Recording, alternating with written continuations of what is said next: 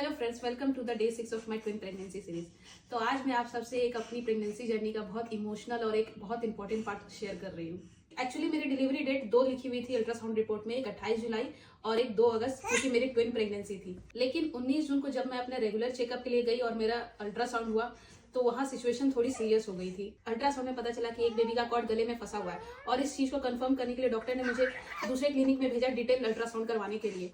वहाँ ये कंफर्म हो गया कि ट्विन बी के कॉर्ड में ट्रू नॉट बना हुआ है। और एक और चीज सीरियस थी जो सामने आई, ट्विन बी जो कि वेदिका है उसका वेट स्टक हो गया था, वेट बढ़ ही नहीं रहा था और ऋषिका का जो वेट था वो ग्रो कर रहा था। मुझे 2 दिन तक हॉस्पिटलाइज किया गया और 2 दिन तक मुझे स्लाइन भी चढ़ते रहे और डॉक्टर ने मेरे मूवमेंट्स, बेबी मूवमेंट को हर समय रिव्यू करते रहे। थोड़ी थोड़ी देर पर डॉक्टर आते थे और वो मेरे मूवमेंट को, बेबी मूवमेंट को फील करते थे।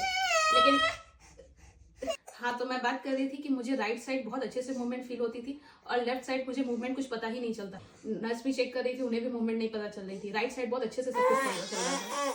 2 दिन के बाद मैं घर आई और 21 जून की मॉर्निंग को डॉक्टर ने फिर मुझे बुलाया। वहाँ मेरा फिर से अल्ट्रासाउंड किया गया, लेकिन सिचुएशन में कुछ भी डेवलपमेंट नहीं था। डॉक्टर चाह रहे थे कि मेरी डिलीवरी कम से कम 10 दिन तक आगे टल जाए, लेकिन सिचुएशन में कुछ भी इंप्रूवमेंट ना होने के कारण डॉक्टर ने मुझे साफ साफ बोल दिया कि आपको इमरजेंसी सी सेक्शन करवाना ही पड़ेगा और आगे अगर कुछ होता है तो वो मेरी जिम्मेदारी नहीं होगी, वो रिस्क आपका होगा। जब डॉक्टर ने हमें सी सेक्शन के लिए बोला तो मैं और मेरे हस्बैंड ने इस चीज को अपनी फैमिली में डिस्कस किया। तो फैमिली वाले ने हमें बोला कि ये पूरा का पूरा तुम लोगों का डिसीजन है कि तुम्हें क्या करना है। मेरे हस्बैंड ने भी बोला कि आप जो बोलोगे वो होगा, आप बोलोगे तो सी सेक्शन होगा, अभी होगा, नहीं तो ये हम लोग 2 दिन के लिए टाल सकते हैं।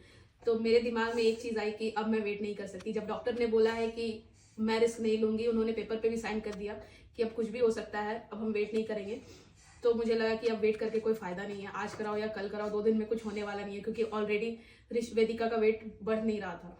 तो फिर मैंने डिसीजन लिया, या मेरा डिसीजन था कि मुझे उसी दिन सी सेक्शन करवाना था। तो इसी वजह से मेरा इमरजेंसी सी सेक्शन हुआ 21 जून को। अब मुझे लगता है कि मैंने प्रेगनेंसी से रिलेटेड आपके सारे क्वेश्चन का आंसर दे दिया है।